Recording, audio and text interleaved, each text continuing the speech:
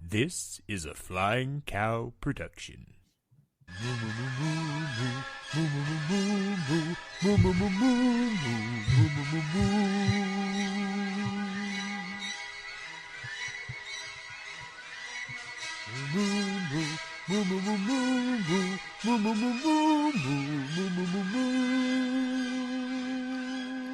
Well, hello and welcome back to the Great Film Challenge. I am your host, Clay Johnson, the Flying Cow himself, and here with me is my nephew, Aaron. Aaron, how are you today, sir? Good. How are you? I'm doing very well, we just achieved a milestone. Oh, yeah. Yeah. I mean, not yet with the podcast. We're actually pretty close to another one. We are on episode 19, which means that the next one will be episode 20, which means, I guess technically this counts as being almost 2/10 of the way through the list. But you just saw a groundbreaking movie for the very first time, Aaron. You saw 1999's The Matrix. This is from 1999 science fiction action film written and directed by the Wachowskis. And, you know, it starred Keanu Reeves, Lawrence Fishburne, Carrie-Anne Moss, Hugo Weaving, Joe Pantoliano, and on and on and on and on and on. So, like I said, hadn't seen this one ever before, but obviously you had heard of it. You've definitely seen the effects of this film. So before watching this, what was your concept of The Matrix, and what were kind of your expectations for the movie? I knew that The Matrix was a separate world from our, y'all can't see my air quotes, real world. Yeah. With Morpheus and almost said Nixon. No. Listen. And Neo. Yeah. They had Nixon in the Monty Python and the Holy Grail credits. Yeah. But with Neo, and I knew it was something within the Matrix. Sure. And breaking the Matrix or something like that. Did you have any concept of like what the Matrix was or anything like that? I thought it was the other way around. Okay. Where they went into the Matrix, or the Matrix was where they were and you could do all the special stuff. Gotcha. Okay. So did the film meet your expectations, or I'd say it went beyond? Okay. I didn't really know what I was thinking about. I didn't really set anything up. I was just like, okay, let's see this. I know it's gonna be good. Gotcha. So and honestly, I still ended up thinking it was really good. I liked it a lot. Good. So did this make sense to you? Yeah. I think the only part that like really confused me was in the beginning. Okay. When it immediately transitions to him being in holding by the agents. And I'm like, okay, we don't see him go back inside. But to most people, apparently, it's automatically assumed, which I guess makes sense. That's just... I will say movies nowadays don't... There isn't as much trusting the audience. Mm-hmm. And I mean, honestly, I think this sequence is really kind of a small example of it, because you do see him, you know, kind of backtrack from the ledge, and then the next scene we see the agents leading him out of the building into the car. I thought he was committed and that he just dropped the phone. I thought he was actually going to go for it. Oh, but yeah, no. But yeah, I mean, this film does, you know, we jump right into, we don't see you know, earlier stages of the story where Neo finds or first hears about the Matrix or first hears about Morpheus. We Yeah. just jump right into these are concepts that he is aware of and he is kind of seeking them out. At least that's what Yeah. we're told in exposition. I had a like small idea of Mhm. him already understanding the idea of Morpheus. Right. I just asked to make sure because I wasn't entirely. Sure.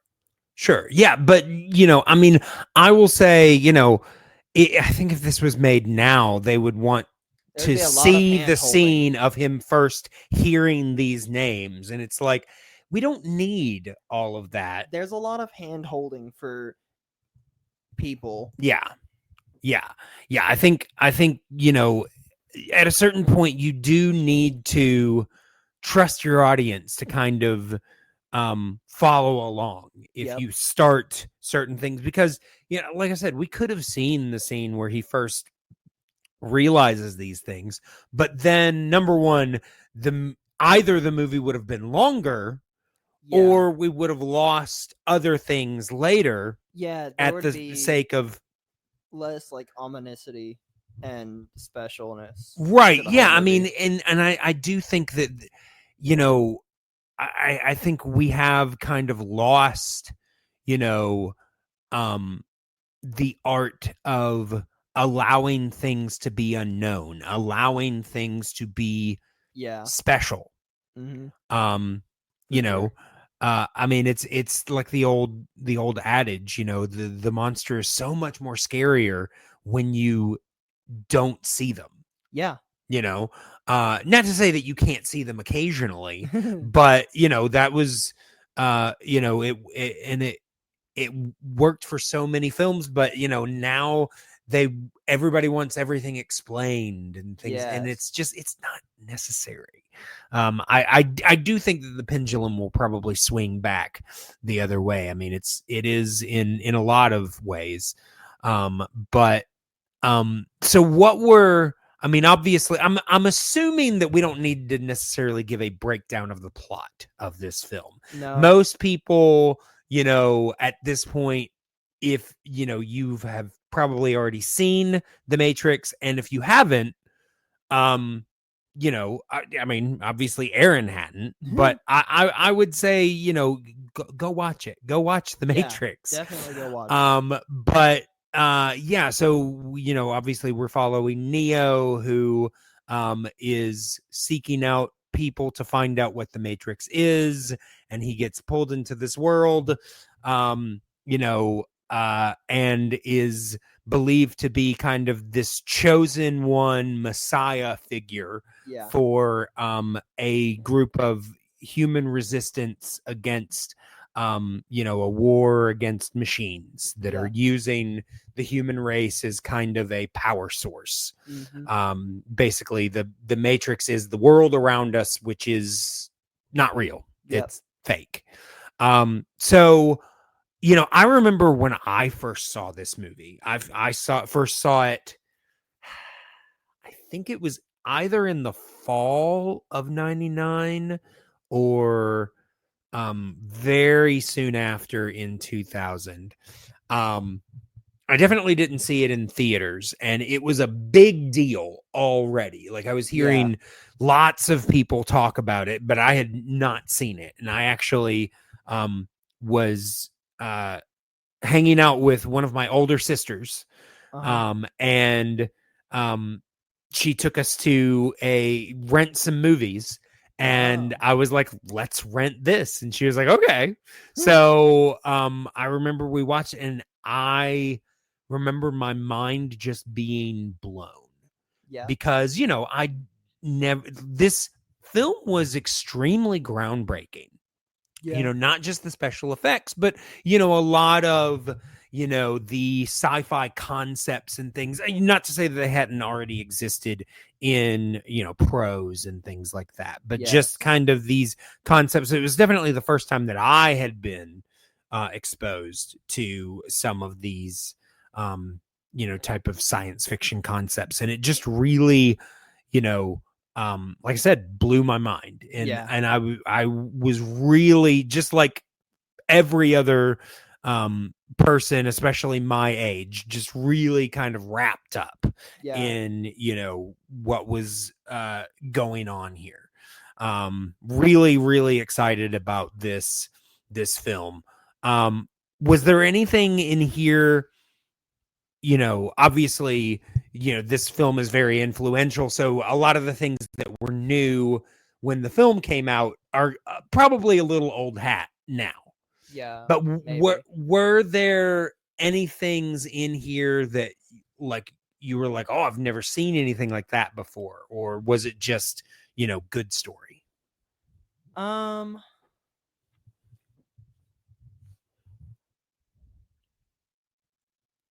I think it was a lot of good story. Mm-hmm. I can't really think of anything that's like super new. Sure. There's not really a lot of anything like related to that I could recall, but Sure. there were some really fun things where they'd been things I'd seen already, or whether like from the movie itself or other movies that have done their own version, Right. or if it had been something else or new. Sure. What were some of your favorite things about the film? Scenes, characters, moments? I did really like some of the characters. Yeah. And actually watching them Mm-hmm. interact so we could learn about them. Yeah. Like some other more recent movies Mhm. or just media in general. Yeah. And honest, well, I don't care. y'all should be watching these as they're set. No, yeah, you don't worry about spoilers. It's fine. Even though we do learn about them, I'm not sad that they died, but also there are like sad things in a lot of media that people are super bothered by, and I'm like, okay. I don't get really emotional when something super sad happens unless it's like horrible. Like not even Mary and Max had me sad, but Okay. I might just be crazy. No, it's But, fine. I liked how it is still an action movie. Mhm. So it's gonna have that lure of, oh my god, all these awesome fight scenes and dangerous things. Mhm. And there was a lot of high stakes scenes. Oh yeah. Which I really liked that. But some people would definitely go and thinking, oh, there's gonna be so many fights, Mm-hmm. but there's not, because of how just dangerous in general it is to fight the agents, like even for Neo, Sure. which I really liked the scarcity of that. It I mean, really got the message I think, across. yeah, there's not a lot of one-on-one with the agents. That doesn't really happen until later. There's a bit of gunplay Yes. with them, and then there is that very short fight between Morpheus and one of the agents. Yes. Which obviously does not go well That part was just for sad him. for him. I mean, when you say there aren't many fights, I'm like, what? I get confused for a second, but you're right. Like, as far as like with the agents, there are a lot of action sequences. Yeah. But as far as like hand-to-hand fight with the agents, you're right. Mm-hmm. So, a lot of people, when they talk about this film, as far as performances, obviously there's Keanu Reeves, Yes. which this was, a big kind of turning point in his career. He was younger then, right? Oh yeah. Yeah. I mean, he was, I think, probably in his early 30s by this point. I mean, I'd have to look it up to know for sure, but he had been in a couple of action films before this. But this definitely kind of cemented him as like there's not a whole lot of non-action films in his on his IMDb after this. There are definitely a couple here and there. Mm-hmm. But this definitely kind of made him more synonymous with that type of thing, and kind of redefined his signature catchphrase, which was "Whoa." And then of course, there's Morgan Fishburne. This also kind of set him on a new trajectory. That was Morpheus, right? Yes. I was gonna say, he looked really familiar. Yeah. I think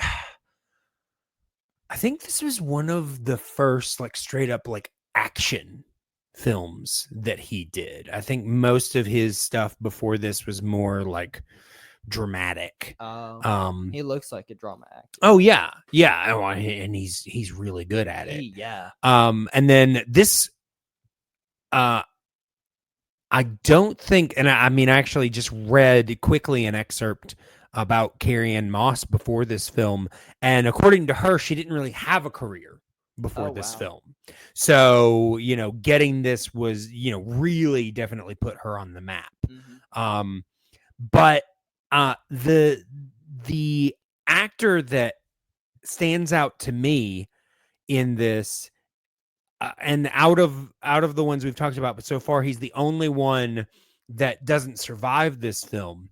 What did you think about Joe Pantoliano as Cypher? I think I've already said this with another character, but he had the look. You could tell there was something about him. I think you said this about another Joey Pants character in Memento. Yeah. Yeah. Whereas in that one, he actually, I mean, he was a crooked cop, but he was more on the side of the protagonist than he is here. I understood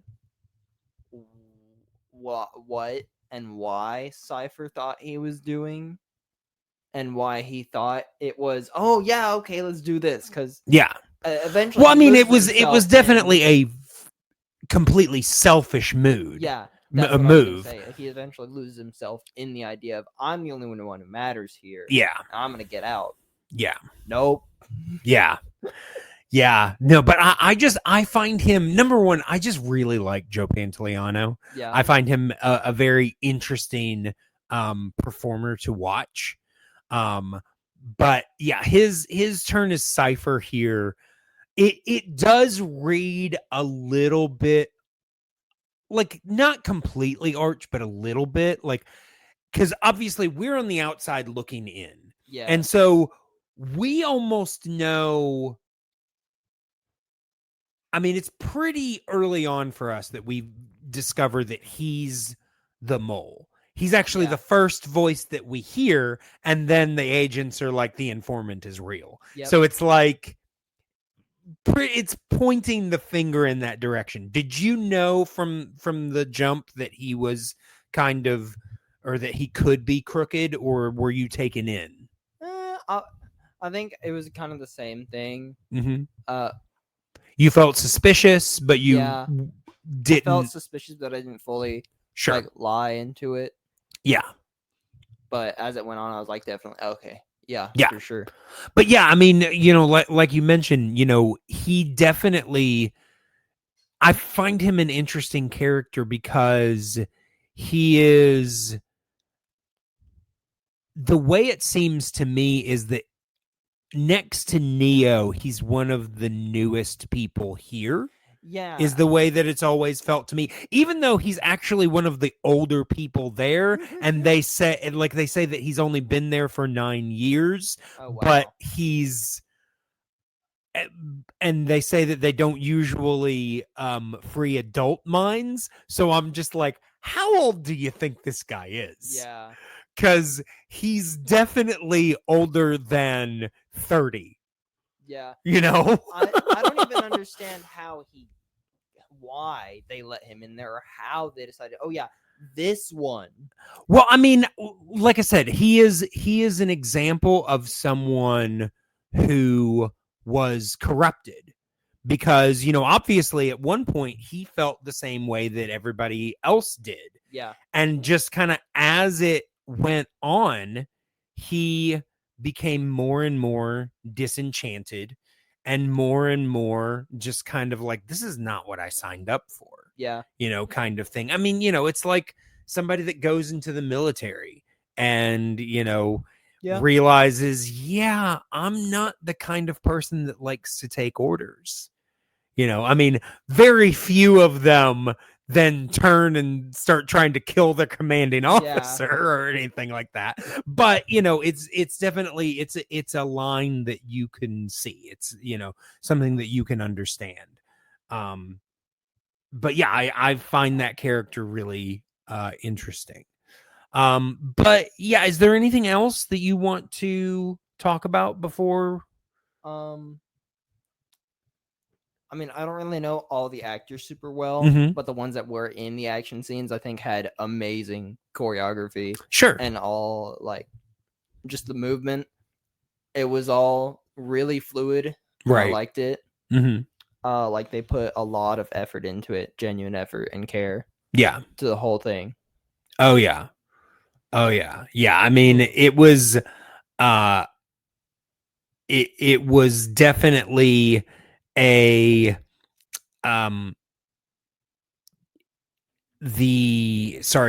training was very demanding. I'm sure. I loved the training sequence with the construct. The construct was amazing. Yeah, apparently. So I was reading this thing about Carrie-Anne Moss. Like I said, she said that she didn't really have a career. That was Trinity before, right? Yes, Trinity before the film. But she said that she underwent a 3-hour physical test during casting. Wow. So she knew kind of what the expectations were going to be. So just in casting, they had like some physical tests just to see if they were going to be up to it. So yeah, like I said, very physically demanding film. But I mean, obviously it paid off because yeah, it looks great. All right. Well, if that is it, then want to go ahead and remind people again to check us out on all of our socials at The Flying Cow Pod. You can also email at theflyingcowpod@gmail.com. Make sure to check out everything that we've got going on. Make sure to like, subscribe, comment, rate us on whatever app that you use. Those always help people find us. All right. So, Aaron, it is that time in the episode where we find out what film we will be talking about next time. So, why don't you go ahead and bring up the wheel? Are you ready? Yep. We're good. All right. Let's spin that wheel. Hey, it's actually not going slow.